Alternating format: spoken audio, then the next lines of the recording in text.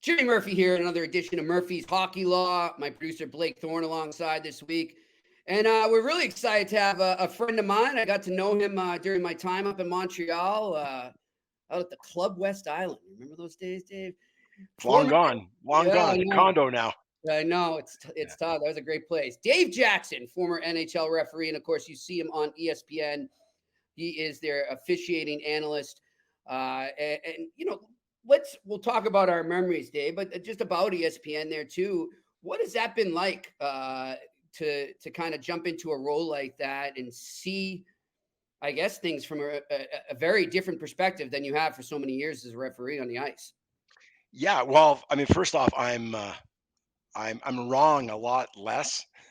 I get, I get the calls right a lot more often than I did when I was on the ice. But just to your point, people do call me officiating analyst, and I keep telling them I'm not. I'm a rules analyst, Okay. and there's enough negativity out there, criticizing officials and stuff. Now, I'm not going to support an obvious bad call. I mean, I need to, have my own credibility, but I really don't try and focus on the officials themselves. It's more Mhm. what's the rule, what's the criteria, what's Toronto looking at, and ultimately what options do they have in either overturning this call or confirming the call. And Yeah. it's been fun. I mean, it was a really steep learning curve for me because obviously before that I'd sit on the couch and listen to sometimes analysts get the call wrong, and I'd be losing my mind and explaining to my wife what the right call is, and she'd be like, that'd be a great job for you. And then when the ESPN called and offered the job, I was like, Boom. wow, this is like, I'm gonna nail this, but Yeah. not realizing that unlike on my couch with my wife, I don't have 3 minutes to explain the rule. I've got about 20 seconds, 30 seconds. So I really had to learn how to fit a lot in a short period of time to be a lot more concise, and Uh-huh. that was hard. That was hard to do at first. It's still hard now sometimes, but I think I'm getting a little bit better at it, and I'm just having a great time. Bunch of great guys I work with. ESPN's been great to me, and it's great to still be in the game. Yeah, and let me ask you on two fronts. What has the feedback been like from some of your former colleagues as well, and then also the fans and the viewer? What have you seen from that? Well, from the colleagues' point of view, when it's a real controversial call and they've got it right, and I explain why they got it right, I mean they are so thankful. I mean Yeah, I would they're like, imagine. thanks, man. Like in the past, we never had a way to, we never had anybody advocate for us. Right. And then if it's a really, egregious mistake, Did we lose him? Little connection issue. Uh-oh. like sometimes a referee is just bad luck. You're on the wrong side of the net through no Yeah. fault of your own. There's a loose puck on the far side. Yeah, why the referee blow a whistle? Well, he blew it erroneously, but the reason he blew it was because he was on the left side of the net. He couldn't see the puck. He Yeah. thought it was covered, and so it kind of it humanizes their mistakes. And I Right. think that's also something that they've never had anyone do, and they're thankful for that. Like that, I'll have them text me and say, I know you can't justify my error, but thank you for explaining why I made that call. Right. Because a lot of times, I mean, like these guys are not incompetent; they're the best in the world. Yeah. So mistakes get made, things get missed. Um, Calls aren't not made; calls are missed, and they're Hmm. missed for a myriad of reasons. And I try and explain why they're missed. And from a fan's point of view, well, there's twofold. There's half the fans, not half. There's a small proportion of the fans that are conspiracy theorists and think that no matter what I say, I'm just carrying water for the league and Trust carrying me, I water deal with it for every the day, man. officials. Yeah, exactly. And I'm never going to get through them Yeah. because they just want to be wronged. But there's a large segment of the population that seem to be genuinely appreciative of me explaining the rule, rules they never understood, or calls that they thought were wrong until I explained to them why they're right. And I think the key to expanding the NHL's fan base is to have a well-educated bunch of viewers, a bunch of any fans and viewers that are educated on the rules makes it much more enjoyable to watch. And Um, media. I used to watch NASCAR, Yeah. cars going round and round, and it didn't look that exciting. And then I got to meet some guys, and we had a team here in Denver. I got to hang around the garage a lot. I really learned a lot of the sport, and now I understand it. It's one of my favorite sports to watch, but it's important to understand the rules. Yeah, and I'll tell you, it helps the media too, Dave. I mean, I don't know why, and I looked this up too last year. I forget there was a controversial call. I forget exactly what it was, but we wanted to get an explanation on it, and while that is still technically allowed, that they should have, a pool reporter can go down and talk to the officials after the game. Sometimes teams don't allow you. They're like the league won't allow you or what have you, and it's just sort of not become a tool that we can use anymore. So to have guys like you doing this on TV really helps. Now, of course, you're not doing every single game that I'm covering, so I Right. can't just call up Dave Jackson. Well, sometimes I do text you, Well, but sometimes the frequency of your text, sometimes you do. yeah, but you Yeah. know what I mean. Like it's just, I think it's great. I mean, I almost urge if there was a way to do it where you have a local reporter that's retired in each city, and then maybe that local broadcasting company brings them on for the localized games. I think that would be great too, and it would help everybody, whether it's the media, the fans, even the players, if they see your analysis later on.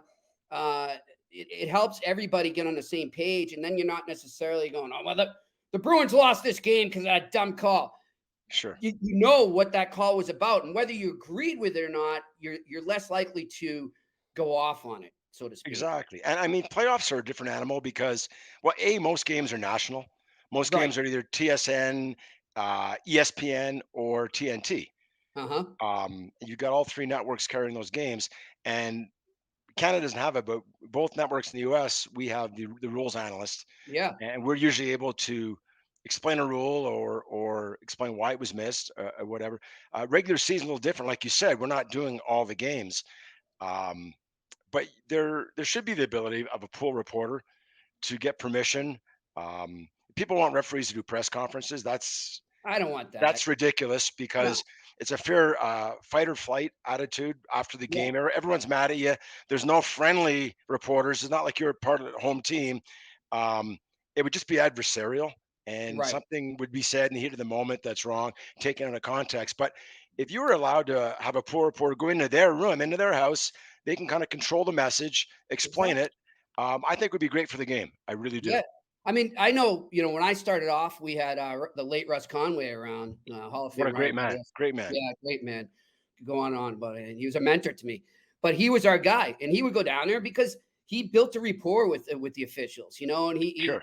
he he talked to them on a human basis. He would meet them over at, you see this background right here? It's a green screen, but that's the Fours Pub. I don't know if you ever went in there back in the day. I was there many times. Okay. Many So he times. would see the guys over there all the time, Yeah. and he had a good relationship with them. So you wouldn't get necessarily quotes. You would get more an explanation where Ross would come up and say to us, okay, guys, this is the vibe I got. This is where they were coming from. Yep. And you can explain it that way in your stories. And it helped. And we haven't had that in a while. So I hope they do bring it back. Well, if I'm not mistaken, Russ was good buddies with Paul Stewart, Oh, and yeah. Paul Stewart introduced him to pretty much everybody. So, Yep. no, Russ was a good dude. Yeah. Yeah. And so Stewie. Ford Stewie, is a great Stewie can place. talk, eh? Yeah, I he sure have a can. story, but I'm not sure it's proper for public knowledge of me and Stewie in Quebec City. But it was a trip I'll never forget. But anyhow, speaking of, yeah, I'm sure you've got so many stories along the way. I want to know when you first came into the league. What was it like adjusting and getting to know your colleagues, the players, the coaches? What was that whole process like for you? And do you think it's the same now as to when you came a ref? Well, I think it's different, both good and bad now. When I came in the league, don't forget it was still one referee, not two. So I worked almost 500 games as a single referee. Wow. And my first game, I was 25 years old, and Guy Lafleur was on the ice. And just to give you some context, in my first ever NHL game, um, I was young. I mean, I wasn't necessarily ready when I look Hmm. back on it. There was many games where, I mean, I was I was barely staying above water in some of these games. The game was different. The game, it wasn't like today where when you see a penalty, you're expected to call it. Back Mhm. then, it was a much more let's flow, unless it's an axe murder, unless the guy gets hooked around the neck and there's blood. I mean, you play on, right? Yeah, You could kind of get away with missing a call or two. They chalked it up to good judgment. yeah, Uh, but the one thing we did have is that players didn't charter. Everybody flew commercial back then. okay. So if you went out to a place like Fours or in any other of the 21 NHL cities back then, you had a good chance of running into the visiting team. Mm, And that's how you kind of built rapport off the ice with these yeah, guys. They that's might how have I been get mad at into media. That's, them I mean, that's how exactly, you get your sources, man. exactly, and they might have been mad at you on the ice, but they see you later afterwards, and they might buy you a beer and talk to you. And next time you see them on the ice, they might give you that little extra inch. Um, you might have a little more respect for them, and you built sort of you got to know the players. Mhm. At no time you weren't their buddies. You were still kept an arm's length distance, but you got to know them away from the game a little bit, Yeah, especially when you're a rookie. It doesn't happen anymore. I mean, the teams they all charter, they're yeah, gone after the game, and now it's two referees. So a guy who's brand new will work a lot of games with a veteran. Wes McCauley works with a lot of young guys. Kelly Sutherland, Dan O'Rourke, Kevin Pollock. Those guys work with a lot of young guys, and they still have as much responsibility as the older guy. But if things do go south, you've kind of got a backup. You've got a guy there that can go to the coaches and say, "Listen, get leave him alone. Get off his case. He's doing his best, and let's just get through this game." And it doesn't happen a whole lot, but the times, I mean, there were times, even when I was 8 years into my career, I was paired with a Bill McCreary or a Don Koharski, mm, and the game would get heated up, especially a playoff game. And I look to them for some guidance sometimes, and it still goes on today. And it's all about being a good teammate, yeah. Just like playing, just like the players too, I guess. Yeah. exactly like playing. Yep. All right. So I'm sure you met plenty along the way. We'll start with this. I got three for you, and then I'll ditch it to Blake if you have any questions asked. Who's the most annoying player? If I know you've dealt with so many players over the year, but there's got to be some that stand out. And don't worry, I trust me. As you said, these guys aren't going to take it personally. So give You us an know what? example. There's a ton of annoying players when they're losing. Everybody's a Yeah. good guy when they're winning. Uh, there's some guys, and there's very few. There's some guys I didn't get along with in my career, and I'm really not going to say their names. I never No, have, that's and okay. and I won't. But I always joke with my broadcast partner Ray Ferraro, who is just a tremendous guy and a great broadcaster. I mean, Yeah. I've learned so much from him. But we joke around because whenever we're bantering back and forth, he always talks about, "Well, I don't know the rule, Jack, so maybe you could explain it." And I always sort of this kind of go, "That's funny, Ray, because when we were on the ice together, you knew all the rules." And I guess a better way to put it would be who had the most personality. I look at maybe Brad Marchand's got to be interesting to deal with. And you had him before he really curbed his ways. You had him licking and all that I jazz. had Brad Marchand from the day he came in the league. And Yeah. I got to tell you something about Brad Marchand. As many headaches as he caused us, Uh-huh. I mean, always starting something or whatever, he was always respectful to us. Like I don't think I What ever had an was issue with I never had an issue with Brad Marchand. He always had a funny one-liner. Um, I got along great with him. He seemed to know when he messed up too. Like he Yeah, kind of gave. I caught him a few times giving a referee. I forget the referees, but he would give them. All right, yeah, that was stupid. My bad. Like he kind of yeah, just sort of he you know, acknowledged it a little subliminally to you, and he's like he may not come out and say it to us, but he yeah, he gave me that look like my bad. And I yeah. wonder when a player does that, does it go a long way with the rapport? It really does because then when a player's when a player's crossing over the line, you really don't want to call a penalty. I mean, my Right. job's not to call a penalty. My job's to control the game, to get in and out of there as seamlessly as possible and keep the game safe and fair. So when you see a guy sort of crossing the line, if you have a good rapport with him, instead of just going right to the penalty, if you can talk to him and go, "Hey, you're right on the edge, man. Yeah. You're running guys at just a step too late. Your stick's just an inch too high or something. Like Yeah. settle down. I don't want to give you a penalty. And if you got a good rapport with the guy, they'll thank you and Yeah. move on. I mean, another guy, Brendan Gallagher in Montreal, Oh yeah. great guy, great Yep. guy. And same thing. I always had good rapport with Gally. Gally, come Yeah. on, you're on the edge here. Like, settle down. And he would. Yeah. Um, and it helps when you got a guy like a Patrice Bergeron. I mean, I know it's been I was a just gonna month a go. month of paying homage to him, but he really Yeah. is as good. He really is as good a person as everybody says he was. And to have Yeah. a guy like him on the ice that you can go to and say, "Listen, Yeah. I need your help with this guy or with that guy," and it's like, "Done, Dave. Thanks for Yeah. letting me know. I'll take care of it." And that's the way he operated. I want to ask you this too, because and I had this conversation with him a couple times with Reki and with Chara, and they used to tell me that it wouldn't always be Chara who would be the guy talking to you. They would send Patrice because of those reasons that you just said, and he was able to kind of keep that calm, keep everybody just walk that line. Don't Yeah, and I get it. It makes sense to me because Char is obviously a very passionate guy. So maybe there were yeah, times I just got the sense there were times where maybe look, Char said to him, said, "Hey man, if I go over to Dave right now, I'm gonna lose my shit. You got to talk to him." And yeah. so it looked like he was sort of that mediator, so to speak.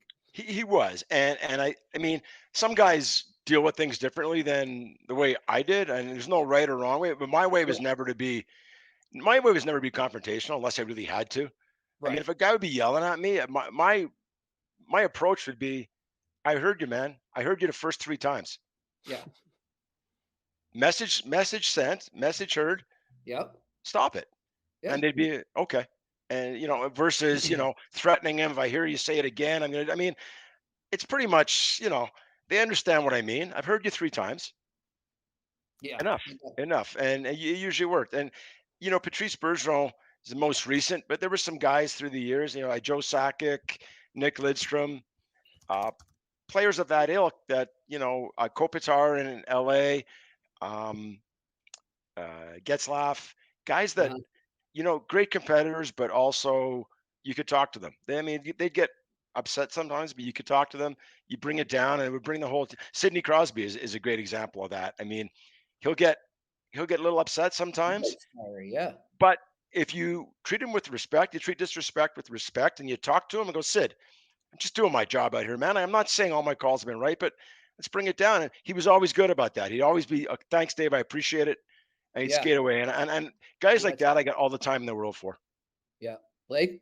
Yeah, I kind of want to piggyback off of that. Like, you started in the late '80s refereeing, so you probably were like exposed to a ton of guys that just want to get out there and fight. And we don't see that much of it nowadays. But No. like, how is it dealing with a guy like Ryan Reeves or guys of that caliber?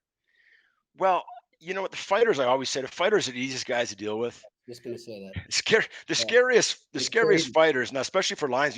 If you ask a linesman who actually has to go in and break up a fight, the scariest fights to break up are between two guys that never fight Yeah. because they're not doing it for sport. They're doing it for their survival, basically. And you can never be sure if they're going to throw a sucker punch. I mean, do whatever they can to just get out of that situation. Whereas the fighters understand their role. And you go back to when I started, we had Basil McRae, Bob Probert, Ty Domi, Kelly Chase. I mean, you name it, just a litany of guys that would drop the gloves and fight, and they never gave you any problems. Those weren't the guys going around cheap shotting guys or doing things behind your back or trying to get away Mhm. with stuff. Those were the guys that would come at their opponent from the front, shove them, drop the gloves, and they'd Yeah. fight. And when the Right off fight the was draw done, type stuff. right, when the fight was done, they would pat each other on the butt and say, good fight, and off to Yeah. the box they'd go. And I mean, those were the easiest guys to deal with, to be quite honest. Yeah, Bob Probert was an absolute animal. I watched that documentary on him not too long ago. He sure Um, was. and then I got one more for you. So you refereed in 2014 in Sochi, Hmm. correct? You want Yep. to tell us a little bit about that? That was probably an awesome experience. Well, it really was. We went over. Most times in the Olympics, the official can bring their significant other. Um, you bring your wife, bring your girlfriend, or bring a close friend or something. But because there were some concerns with terrorism and all that, and it was in Russia, we had the charter, and we left New Jersey Airport, Newark, on a Sunday afternoon at 2 o'clock, and we were gone for, I believe, 20 days. Mhm. So if we wanted to bring our wife And for most guys who have kids at home, the wife couldn't just show up for a week and leave. She had to commit for the whole 20 days. And that It's was almost tough. like being in the bubble, eh? Exactly. Yeah. Uh, well, it was a bubble because of the terrorism concerns and stuff. Yeah. So I remember that um, too. I brought Steve Trainer coincidentally because No. yeah, Steve came with me Oh my God. as my But significant Steve other. Trainer's a mutual friend. That's actually how I met Dave. Is my buddy Steve Trainer, Club West Island, Montreal. Yeah, we were sitting around talking one night, and I said, I can't bring my wife because she can't leave the kids for 3 weeks. I go, I need to find some clown that doesn't really have a job that can get away for 3 weeks. Steve said, I'm in. So I said, come on. So, Steve Trainer actually, he did have a job, but I'm just making fun of him. Very successful guy. But yeah, Steve Trainer owns the city, Blake. All right. he came for 20 days and he became everybody's sort of personal valet.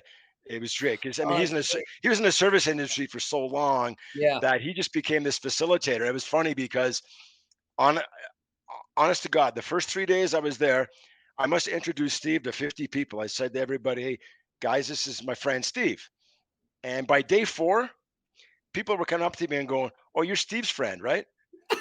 Like everybody was asking, "Where can I find a Steve?" Because he was He's brokering tickets. He was brokering tickets. He was getting guys into like yeah. certain restaurants that couldn't get in. Yeah, Steve was the valet for the Olympics. It was great, and we were there. It wasn't really anywhere to go, so we all just hung out at the hotel every night.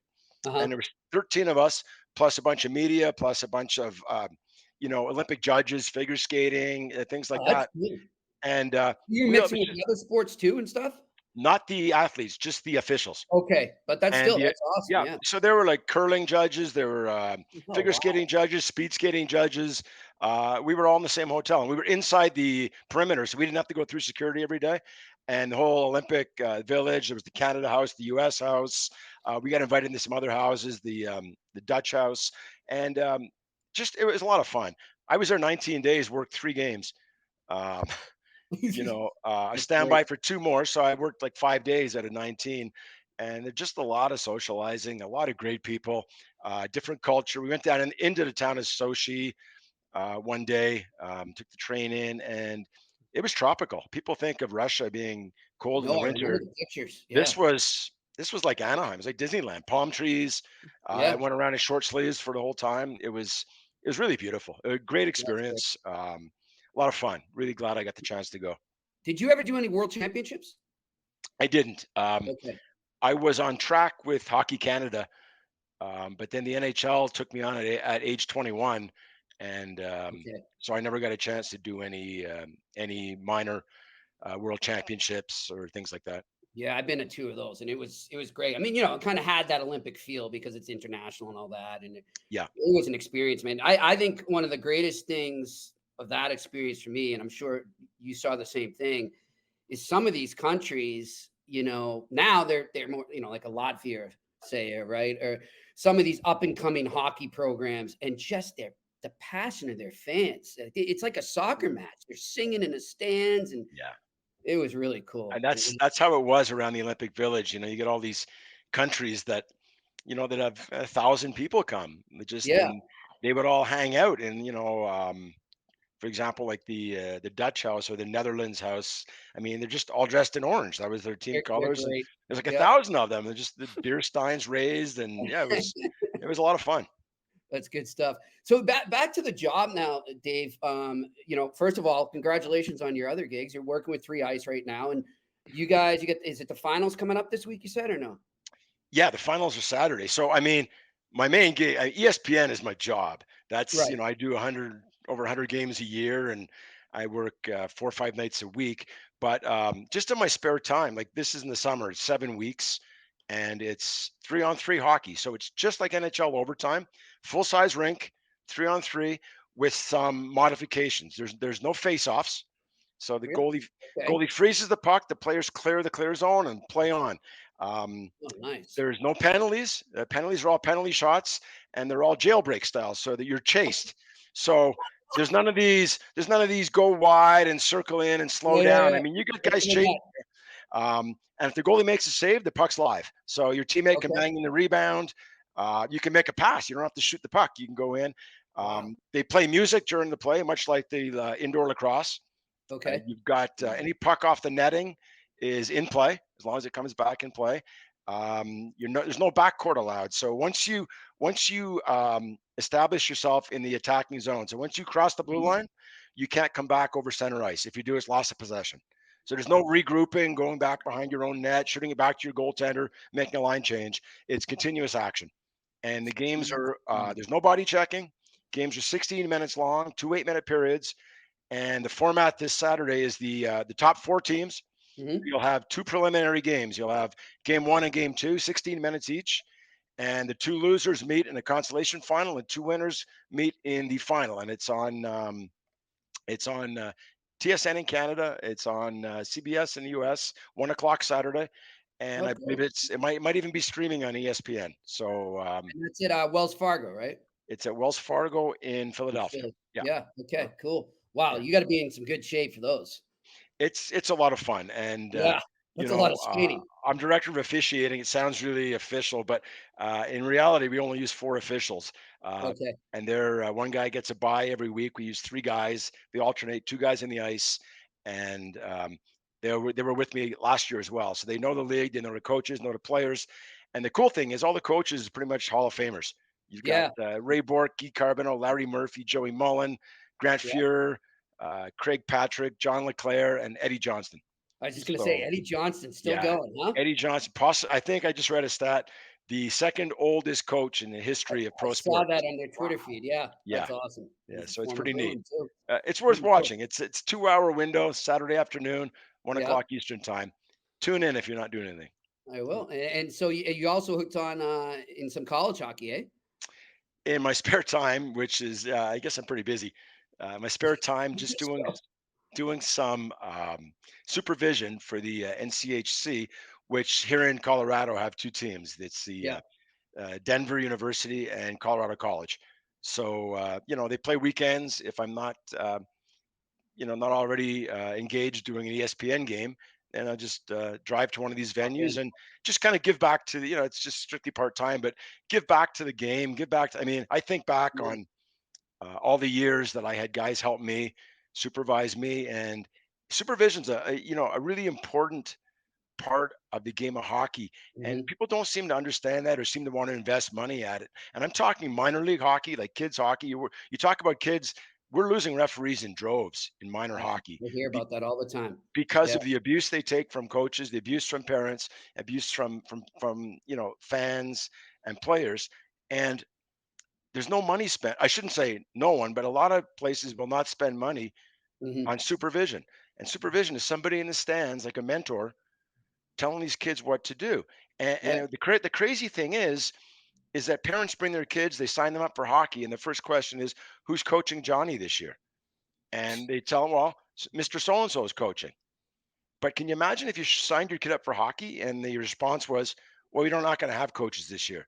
We're just going Yeah. to give them a training camp, and then we're going to let them just go out there and figure it out for themselves." Yeah. The That's parents ridiculous. would lose their mind, right? Like, Yeah. how can you do that? But that's what happens to a lot of young officials. Wow. Give them a little training camp, give them a rule book, couple tests, and Yeah. then go out there and do it yourself. Yeah. And coaches tell you you're bad. Parents, the fans tell you you're bad. You come off the ice. Guess what you're thinking? Wow, I'm bad. Why am I doing this? And you quit. Right. Yeah, But exactly. if you got a guy come down to that room and say, you know what, ignore what they said to you, ignore those players, Mhm. ignore the fans. They don't know the rules. You did a great job. You did a Mm. really good job, and I think you have a lot of potential. That kid will come back the next week. He won't Yeah. worry about the criticism because he knows he's got somebody in his corner boosting him up. And that's true at any level, even the NHL level. And Yeah. they spend a lot of money on supervision. They got a large staff, and it's important. You come off a big game in the NHL, and there's been some controversy, and you got a guy in your corner saying, "Dude, you made the right call out there. It took a lot of guts to make that call, but you did it." That goes a long way to maintaining and building confidence and becoming a better referee. Yeah. I mean, I'll tell you, I have a friend. He was a referee for. He's still going to do it. He's going to go back. He took a break, but yeah, he got attacked by a parent after a game in the lobby of the rink. Yep. Just came over, sucker punched him, and started going to town on him. And he had to go to court and everything. And I just remember him talking. He's like, "Yeah, it's not even worth it, man. I don't want to deal with this anymore." It's just and he loved refereeing. Like I think he was gonna try, and he's younger, way younger than me. He was gonna try and pursue it, and we talked to him. I said, no, man, you don't let that keep you down. Go for it. Keep going. And he's like, well, I need a break. I need to clear my head. But, I hope he goes back to it. But I know exactly what you're talking about. Just to see that personally from somebody I know that experienced it, it's why should they have to deal with that? It's insane. I got jumped and sucker punched by about 15 parents coming out of a rink when I was 17. Yep. And Wow. yeah, it was very scary, and I quit. I called my mentor, a guy named Doug Hayward, Uh-huh. who was responsible for getting me and probably 10 other guys from Quebec into the NHL. He was the best mentor any referee could ever ask for. Yeah. And I called him and said, I'm done. I'm done. It's not worth it. And he said, I understand. I'm going to give you some time, but you've got a lot of potential. So I'm going to call you back in 2 weeks. And I said, well, I'm not going to change my mind, but you can call me back. Well, he lied. He called me back in like 2 days. I said, so have you changed your mind yet? And I went, no, I haven't changed my mind. He goes, it's too bad because you're really good. And I think you can be, you have a chance to go pro and everything. He called me back 2 more days later. And I went, all right, I'll come Yeah. back. And Yeah. but if he hadn't done that, I think I would have been done at 17 years Imagine that. old. Wow. And but he was insistent, and 3.5 years later, the NHL took me on. So That's great. That's yeah, great.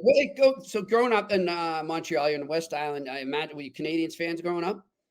and it was tough not to be. They won the cup every year. I think they Yeah, won five right. cups in the 70s. You had the glory days. Yeah. Yeah, yeah. So growing up, going to the Montreal Forum, it was pretty special. Doing my It was.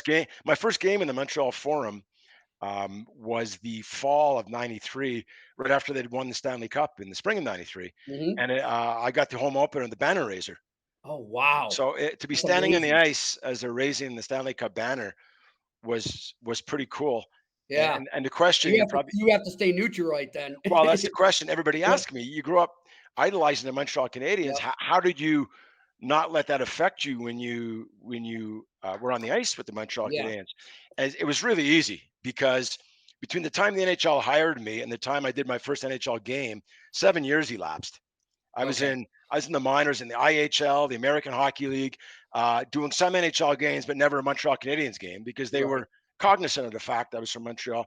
So 7 years had passed. So by the time I was on the ice of the Montreal Canadiens, You were neutralized. not one of those 20 Yeah. players was my hero growing up. Yep. They were all guys from somewhere that played in Saginaw, that played in Muskegon, played in New Haven, that told me what they thought of me, and we had battles and everything. And they were Yeah. just like any other team, except they had a CH on their sweater. So it was Gotcha. remarkably easy to become neutral Still and cool just to be there, though. still That's cool to great. be there, to have your family and friends there too, and to be actually skate on the ice with those people was really cool. Yeah, it was just, I mean, I grew up in Boston, obviously a Bruins fan growing up, but that was the same thing, man. When you become a writer, you got to be objective. And just, the more you do it, the more you're able to suppress it, and you're able to say, okay, I'm here to do a job, and that's that. Yeah. But I wanted, so were there any players or refs when you were younger and you were just starting off that were, you'd come through Montreal that you got to meet and maybe had an influence on you?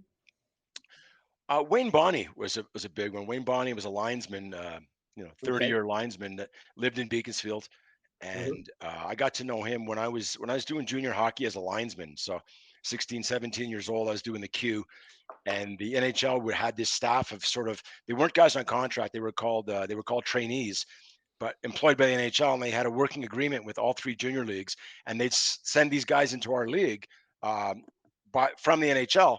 And I worked a ton of games with these guys because I was one of the few anglophone linesmen in the queue, and these guys were all English from Western Canada or from the U.S. So I got to work with a lot of them, and they would always sort of hook up with the NHL guys if there was a Montreal Canadiens game, and I'd always tag along. So I got to meet, the That's Don great. Koharskis, the Bill McCreary's, Pick their long brain before in there. Yeah. long before I was ever on staff, and I got to know them. Got to know Wally Harris, who he was kind of a legend. He was also from Beaconsfield, and he did so many big games. The one they always talk about is that New Year's Eve game against Russia, Montreal against the Oh, yeah. Russian team, 3-3 tie. Wally worked that game, and he ended up becoming a supervisor when I was on staff. Okay. What a prince of a man, and just sitting around listening to these guys talk hockey, Yeah. and just absorbing, just letting it drip off, and Yeah. you learn so much. Yeah. And I think for my youngest son right now, who's a linesman, Oh, he's on cool. he's an NHL contract in the minors. Did 40 NHL games last year. That's But great.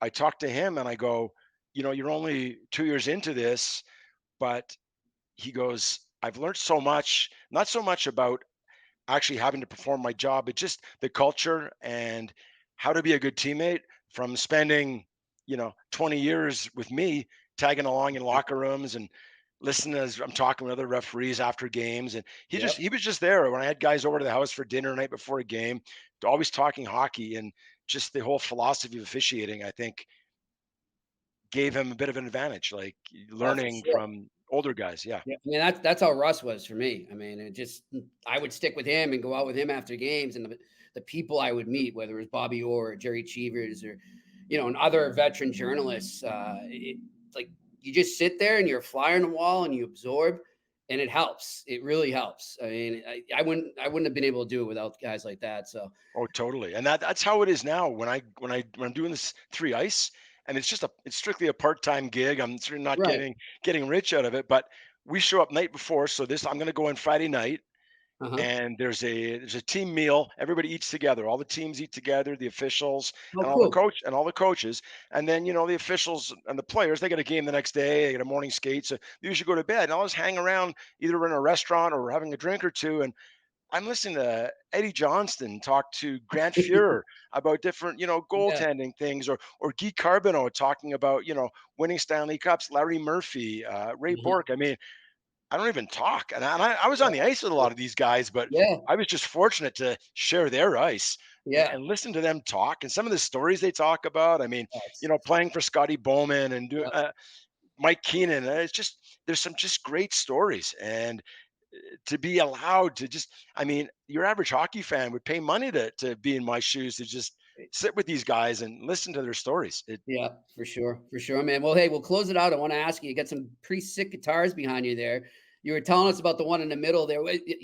First of all, where did that come from? So this one here is a Gibson Les Paul, and it's a 62 reissue that my teammates I worked with in my 1500th game, they bought me that guitar. They knew I was into guitars, and that's kind of my prized possession. I can't do it justice. It's far too much of a guitar for me, um, What do but you I'm play on? proud to have it. I mean, I will play it sometimes, but a lot of times I just pick up my acoustic, or Uh-huh.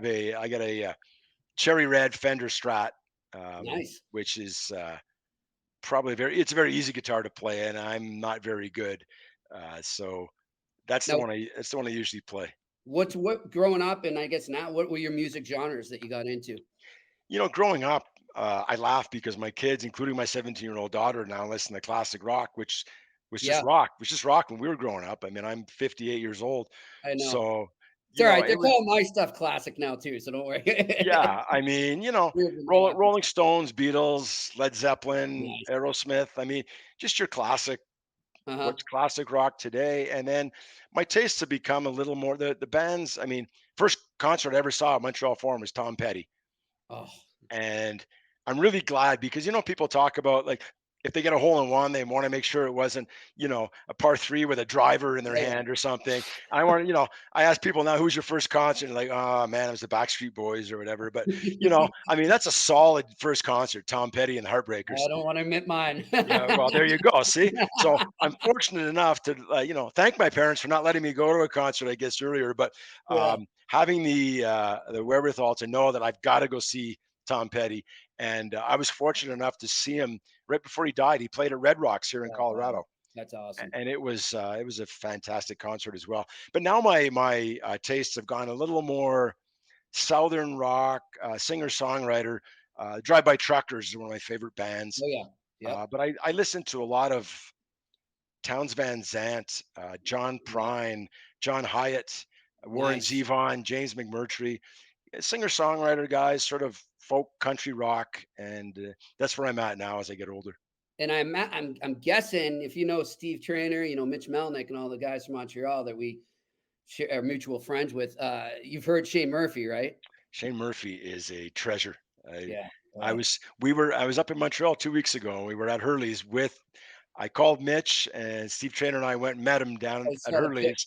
Yeah, and we were hoping Shane was going to be playing, and Mitch said no, he's on a hiatus in the summer, but I'll catch him next time I'm up there. Yeah, he's amazing. I've told Blake about him, introduce him Blake.